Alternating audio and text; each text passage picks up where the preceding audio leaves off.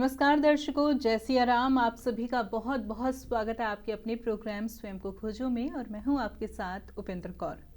दर्शकों, इस कार्यक्रम के माध्यम से हम इस बात को समझने का प्रयास कर रहे हैं कि यदि प्रभु श्री राम को वनवास ना होता तो ऐसे में दिए गए श्रापों का और वरदानों का क्या होता। इस बात को समझने के लिए अभी तक हमने विभिन्न प्रसंगों पर चर्चा की और ऐसे में एक अद्भुत प्रसंग चल रहा था कार्यक्रम की पिछली श्रृंखला में, जिसे आज इस कार्यक्रम में हम आगे बढ़ाएंगे। प्रसंग था क्या, वो हम आपको जरूर बताएंगे, लेकिन उससे पहले मिलकर स्वागत करते हैं हमारे बेहद ही खास मेहमान का। जी हाँ, हम बात करें मोटिवेशनल स्पीकर सौरभ जी की। जय सिया राम सर, बहुत बहुत स्वागत है। जय सिया राम, आपका भी बहुत बहुत स्वागत है। सभी श्रोताओं एवं दर्शकों का भी बहुत बहुत स्वागत है। सर, कार्यक्रम की पिछली श्रृंखला में आपने हमें यहाँ तक बताया था कि प्रभु श्री राम के मन में एक बारी फिर से यह विचार आया कि रावण को एक बारी फिर से समझाना चाहिए। तो ऐसे में हम आपसे जानना चाहेंगे कि जब प्रभु के मन में यह विचार आया तो ऐसे में क्या इस विचार को उन्होंने सच किया, और ऐसे में यह भी सवाल है कि ऐसे में दोबारा समझाने के लिए उन्होंने लंका में किसे भेजा? बहुत सुंदर। क्या होता है, पिछले एपिसोड में जैसा हम कर रहे थे कि जब वहाँ प्रभु राम जी ने ये कहा कि एक प्रयास क्यों ना किया जाए, तो वहाँ पर जामवन जी ने एक सुझाव अंगद के नाम का दिया।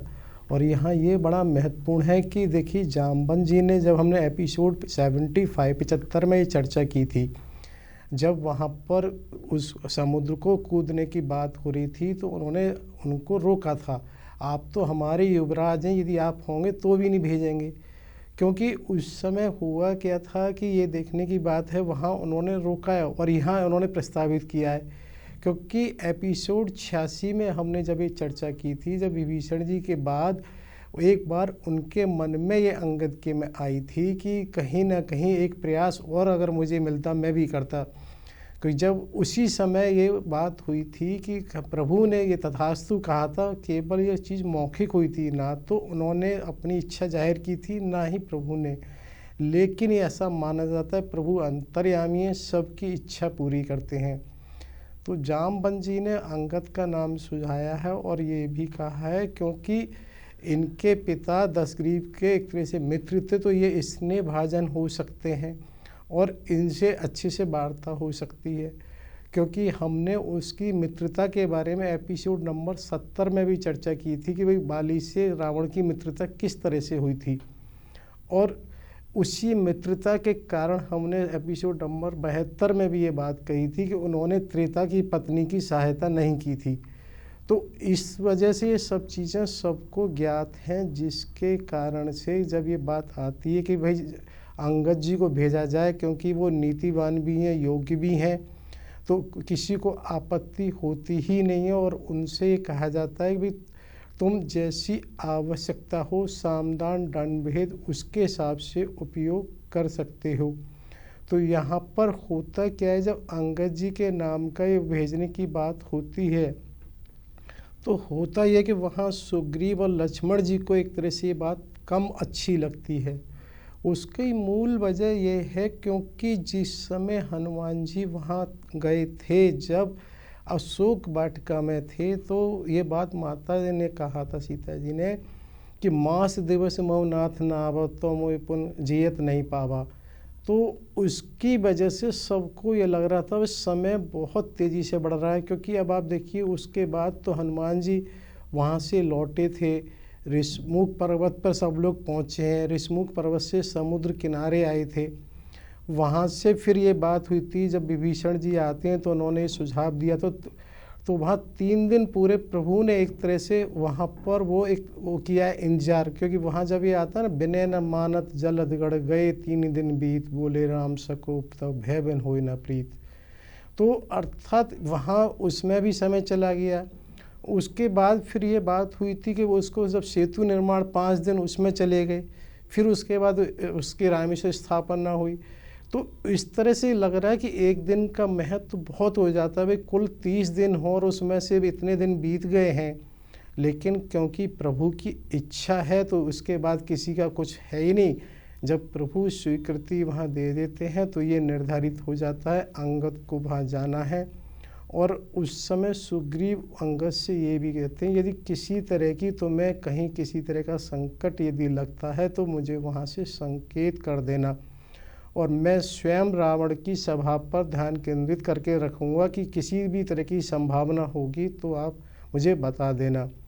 तो होता क्या है कि इसको ऐसे माने कि अंगद भी एक बहुत उत्साहित हैं, क्योंकि होता ये है कि ऐसे अवसर, इसको हम ऐसे समझ सकते हैं जैसे कहीं कहीं अगर विश्व कप वगैरह में मैच हो रहा है तो एक बैटिंग अगर बैट्समैन ठीक करके आता तो दूसरे बैट्समैन इस इंतजार में रहते हैं कि मुझे भी अवसर मिले और हम अपनी वो इसको दिखाएं। तो कहीं ना कहीं अंगद इसी उत्साह में कहते हैं कि नहीं, इसकी आवश्यकता नहीं पड़ेगी, क्योंकि हनुमान जी भी अकेले ही गए थे और वो इसी उसको हनुमान जी की चर्चा को वहाँ कहते हैं कि अकेले गए थे, जिसकी वजह से फिर वो वहाँ से जाते हैं। अंगद जी जाने से पूर्व श्री राम जी की, लक्ष्मण जी की और सुग्रीव जी की पद वंदना करके वहाँ से जाते हैं। और जब वो जाते हैं तो जाने में होने को तो ये था कि वो परखा भी पार कर सकते हैं, लेकिन क्योंकि यहाँ उनको दूत बना के भेजा गया है तो दूत की एक मर्यादा होती है कि वो प्रवेश द्वार से ही जाएं। तो ऐसा आता है कि जब वो प्रवेश द्वार से ही जाते हैं तो वहाँ पर जब वो प्रवेश करते हैं तो जहाँ जहाँ भी ये देखते हैं कि जो द्वारपाल है जो उस पर, तो उन्होंने कभी दूत को सुन के ही उनको मार्ग बता देते हैं। और ऐसा भी आता है कि जब वो जा रहे होते हैं तो जो रावण है उनका पुत्र अक्षयमाली है, वो अपने सखाओं के साथ कहीं क्रीड़ा कर रहा होता है। जब उसने अंगद को देखा तो उसने कहा, अरे ये फिर आ गया बानर। तो एक तरह से उनको अपमानित करने के लिए वो ऐसा कुछ आता है कि वो पैर उठा के उनको अपमानित करने की प्रयास करता है। तो अंगद उसी समय उसको पैर सहित उसको घुमा के इस तरह ज़मीन पे पटकते हैं कि वो वहीं मर जाता है, एक मृत्यु हो जाती है और उसको एक तरह से तड़पने का भी मौका नहीं मिलता है। तो जब इस तरह से वो मार्ग में जा रहे होते हैं तो वहाँ ये बराबर देखते हैं कि जो मार्ग में उन्होंने देखा कि जो लंका में भी किसी भी युद्ध की तैयारी के लिए पूरी तरह से वो भी तैयार है, किसी तरह की अनदेखी नहीं है। और मुझे ऐसा लगता है, इसको हम ऐसे मान सकते हैं, यदि कहीं कोई अपराधी होता है तो पहले से ही सावधान होता है क्योंकि उन्होंने ये तो पता है कि क्या किया है, लंका ने भाई युद्ध होना है, तो सावधान होना स्वाभाविक है।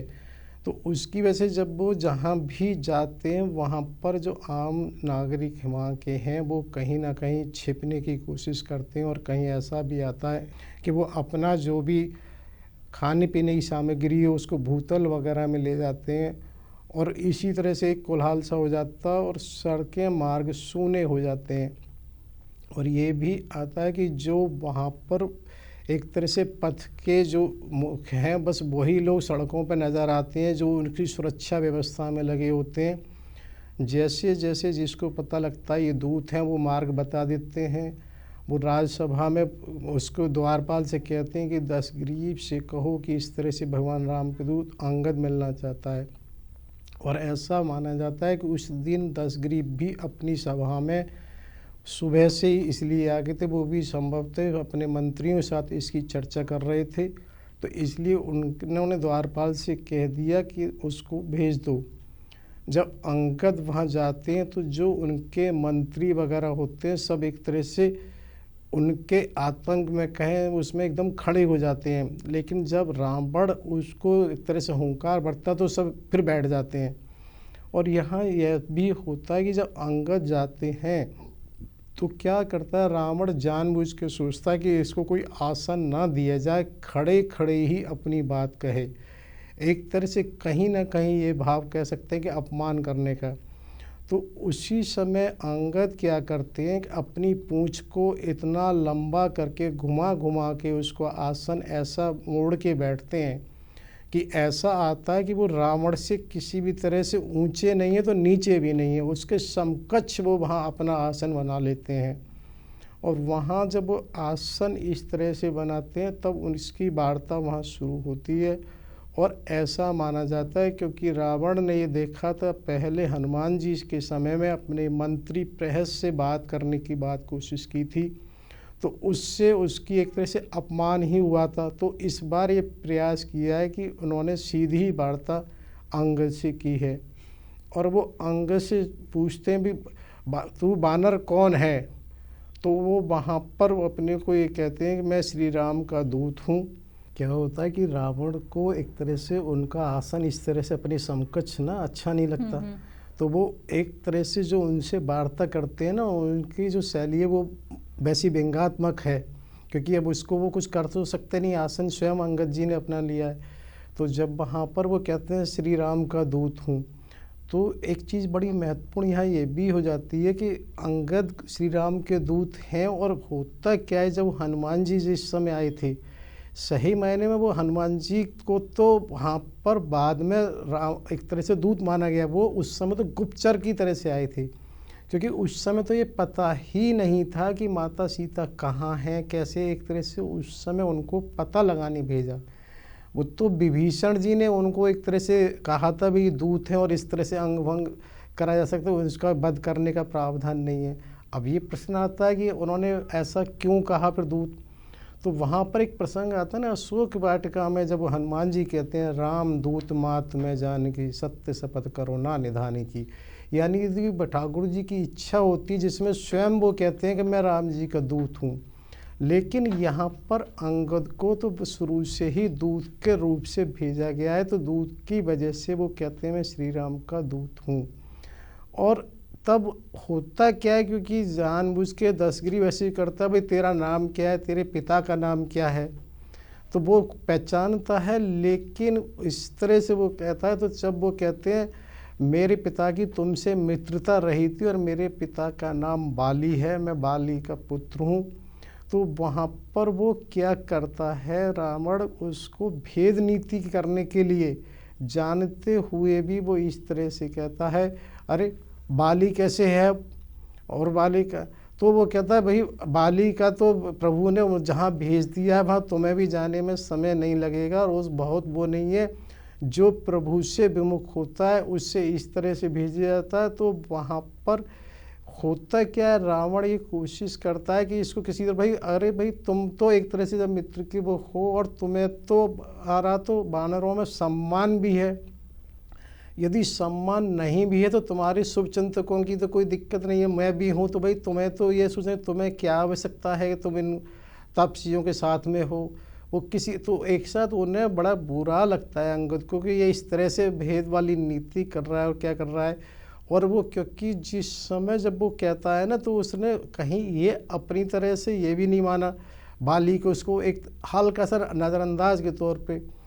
तब वो कहता है जब वहाँ पर इस तरह की बात अंगद से होती है कि अच्छा तुम्हें स्मरण है, यानी कि बाली की उस तरह की जो घटना थी उसको कहते हैं। और उसी समय अंगद वहाँ पर ये, क्योंकि श्री रामचरितमानस में भी ऐसा आया है, और वैसे अभी हमारा मुख्य स्रोत क्या है, प्रातः स्मरणीय श्री श्री सुदर्शन चक्र जी द्वारा रचित श्री रामचरित उत्तरखंड का अंगद का दौत से हमने उसको स्रोत लिया है।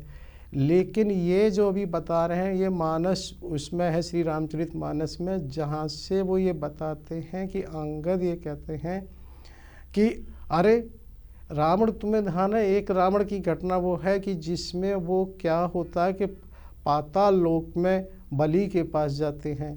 हालांकि यहाँ पर ये बलि के पास जाने के कई प्रसंग उसमें इस तरह से आते हैं, क्योंकि जब वो बलि के पास जाते हैं तो वो उनके जो द्वारपाल हैं भगवान ठाकुर जी साक्षात होते हैं, तो वो बच्चों को अपना बल दे देते हैं, जिससे कि ऐसा भी आता है कि बच्चे उसको घुड़साल में बांध लेते हैं।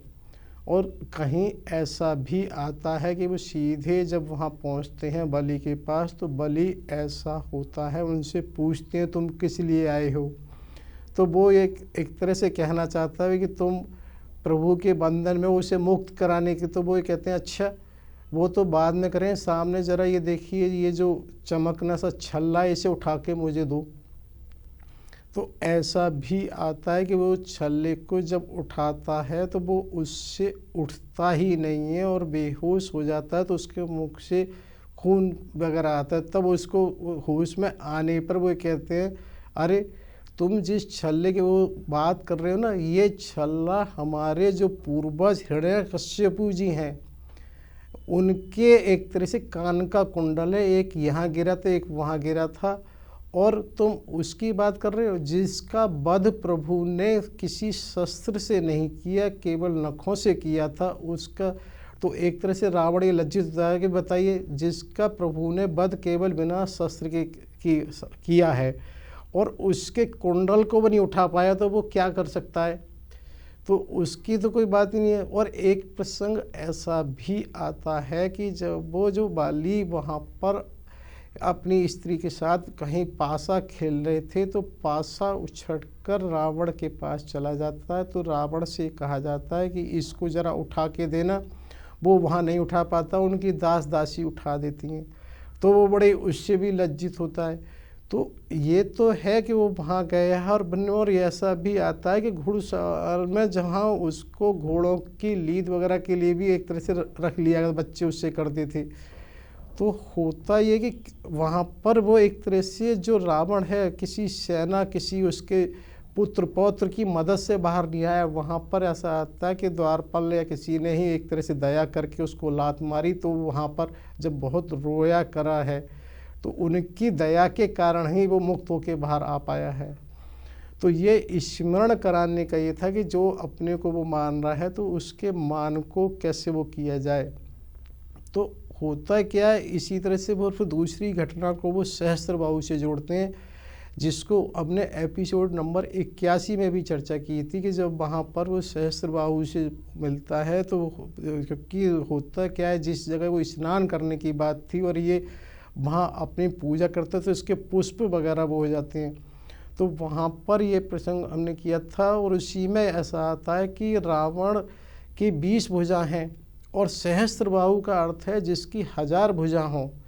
तो निश्चित रूप से हम ये मानते हैं, जब हम किसी को अपने उससे इस तरह से पकड़ते हैं तो एक अलग वो होता है, और जहाँ 1000 उसकी वो होंगी तो वो कैसे पकड़ा जाएगा। तो ऐसा कुछ आते हैं, उसने एक तरह से ऐसे पकड़ के रावण को वो ले जाता है। और कहीं ये जिक्र भी आता है कि उसको बंदी गृह में डाल दिया गया है।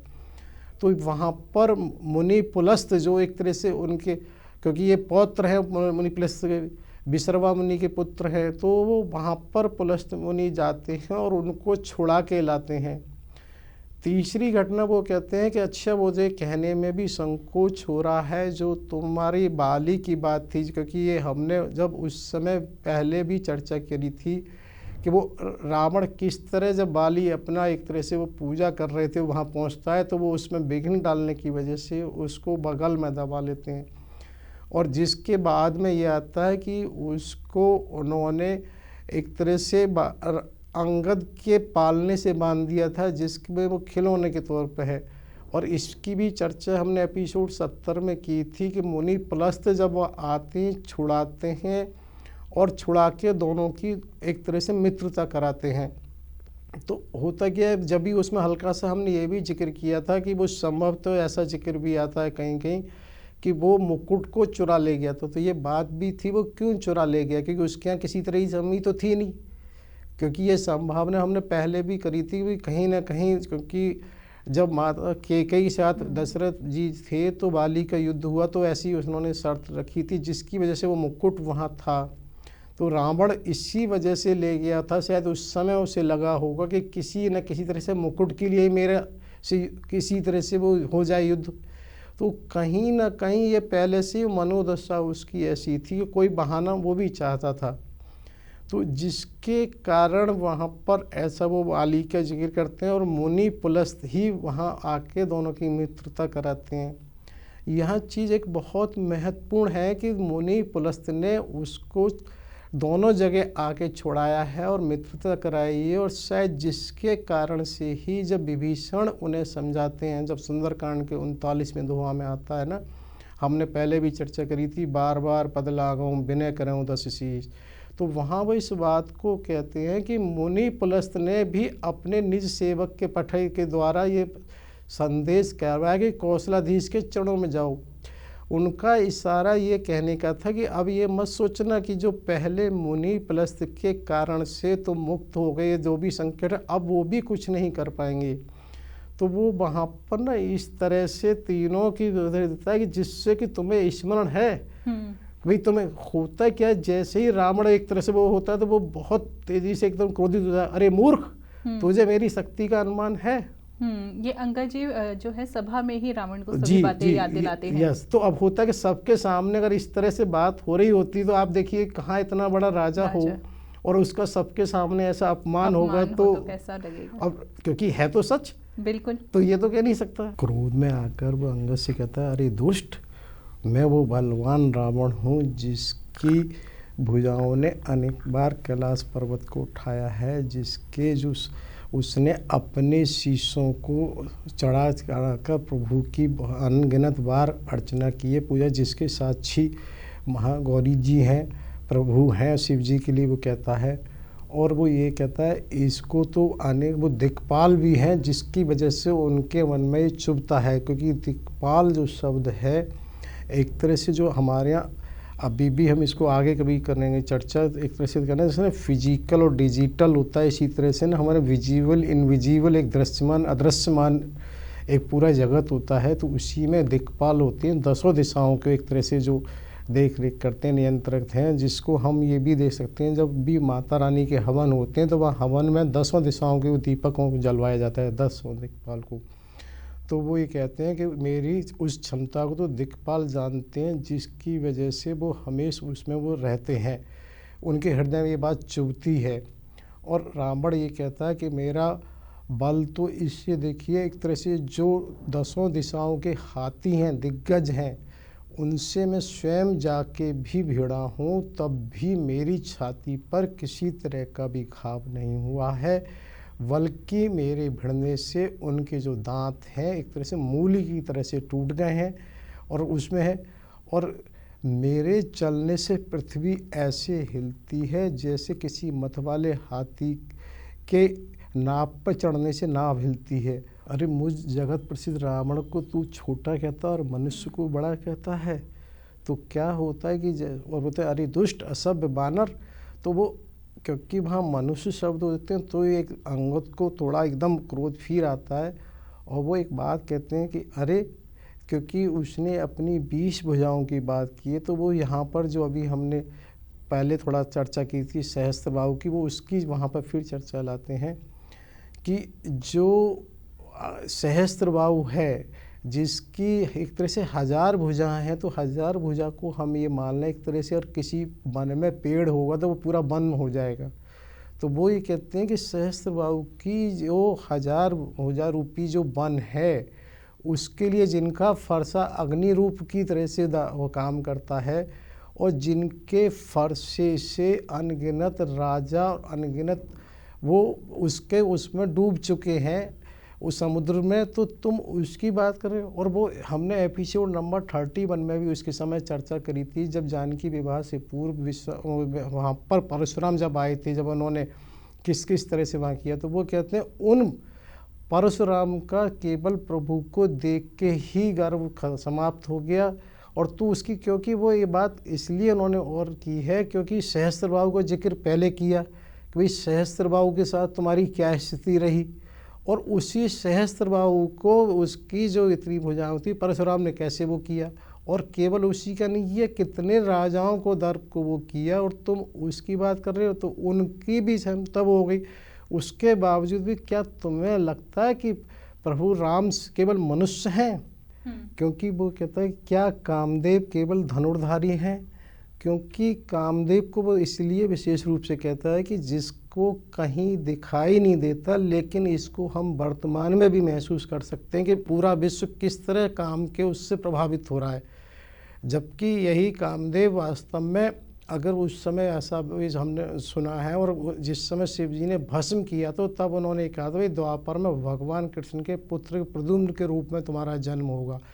उससे पहले एक तरह से उसका शारीरिक नहीं था, वो डिजिटल रति का जब वो प्रसंग आता है, तो अर्थात ये कहने का ऐसे है कि एक तरह से द्वापर के अंत से शुरू हुआ है उसका काम का, और वो कामदेव क्योंकि धनुर्धारी है, मतलब ये उनका कहना है कि ये जो इनविजिबल चीज़ें हैं उसके लिए विशेष वो हर चीज़ को पॉइंट आउट कराता है। अंगद ने क्योंकि क्या गंगा जी क्या नदी हैं केवल, क्योंकि गंगा के बारे में जब हमने एपिसोड नंबर 29 में भी चर्चा करी थी कि जागृत हैं, और ये आज भी उसका सबूत है, क्योंकि उसका जल कहीं भी होता है तो ऐसा कैसे हो सकता है। तो उसी तरह से उन्होंने ये भी किया कि भाई क्या जो एक तरह से हम कहें कि जो कल्प वृक्ष है क्या वो वृक्ष है, क्योंकि कल्प वृक्ष और वो कहते हैं कामधेनु, क्या कामधेनु एक पशु है, और वो इस तरह से उसी चीज़ को ये क्यों कहते हैं, क्योंकि कामधेनु हो या कल्प वृक्ष हो, ये माना जाता है कि इनके जैसे ही किसी की इच्छा होती है वो उसकी पूरी होती है। और ये बात वो उस समय ना उसको और ये कहते हैं भी ये कामधेनु है, कल्प वृक्ष है, उसी समय वो कहते हैं कि गरुड़ जी हैं, गरुड़ जी का केवल पक्षी हैं, वो कहते हैं शेष जी का केवल सर्प हैं, क्योंकि वो ये विशेष रूप से कहते हैं ये चीज़ें जो दिखती हैं इनके उनके जो अर्थ हैं वो बहुत गूढ़ हैं। वो कहता है अन्न भी क्या दान है, क्योंकि विशेष रूप से देखिए समझने की बात है, अन्न को वहाँ क्यों क्या है दान है, क्योंकि अन्न को सोर्स ऑफ एनर्जी है, आज भी विज्ञान भी मानता है वो कैलोरी, तो अर्थात ऊर्जा का एक नियम विज्ञान भी कहता है neither can be create nor can be destroy, it is only conversion. तो एक तरह से इसको हम ये मानते हैं कि हमारे आत्मा को भी यही माना जाता है कि आत्मा ना जन्मती है ना मरती है, तो एक तरह से जो उसका ही रूप हो जाता है अन्न, तो इसलिए वो कहते हैं अन्न का केवल दान है। और वो कहते हैं अमृत का केवल एक तरह से रस है, क्योंकि जिस अमृत को एक बार पीने से आदमी अमर हो जाता है, जैसे राहु केतु के बारे में आता है, तो क्या वो केवल रस है, रस तो स्वाद के लिए पिया जाता है, शरीर के लिए पिया जाता है, जबकि ये तो अमृत आत्मा को भी अमर करता है। तो वहाँ पर वो इसी तरह से अन्य चीज़ों की भी बात एक एक करके समझाते हैं उससे कि भाई ये बताइए कि जो हनुमान जी जो तुम्हारे यहाँ आए थे, जो तुम्हारे उसमें आके अशोक वाटिका को उजाड़ के और तुम्हारे पुत्र का वध करके अक्षय कुमार का लंका को जलाकर सारे नगर को नष्ट वष्ट कर कर और जिसका तुम कुछ नहीं कर पाए, क्या वो केवल बानर हैं? तो वो इसी तरह से उसको इस तरह की चीज़ों को जब वो कहते हैं तो उधर रावण भी फिर एक तरह से क्रोधित हो जाता है। सर, अंगद और रावण का जो है संवाद चल रहा है, इसके बारे में और भी आपसे जानना चाहेंगे, लेकिन कार्यक्रम की अगली श्रृंखला में, क्योंकि अब हमें वक्त इजाज़त और नहीं दे रहा। और इसी के साथ साथ मैं आपसे उस प्रसंग के बारे में भी जानना चाहूँगी, क्योंकि हमने यह भी सुना है कि मंदोदरी एक बार फिर से जो है रावण को समझाने का प्रयास करती है। वो कब होता है, कैसे होता है, उसके बारे में भी जानेंगे कार्यक्रम की अगली श्रृंखला में। तब तक के लिए आपने अपना कीमती समय दिया, आपका बहुत बहुत धन्यवाद। बहुत बहुत धन्यवाद आपका भी, सभी श्रोताओं दर्शकों का भी बहुत बहुत धन्यवाद, कोटि कोटि आभार। समयदानियों का होने वाली गलतियों के लिए क्षमा। जय सिया राम।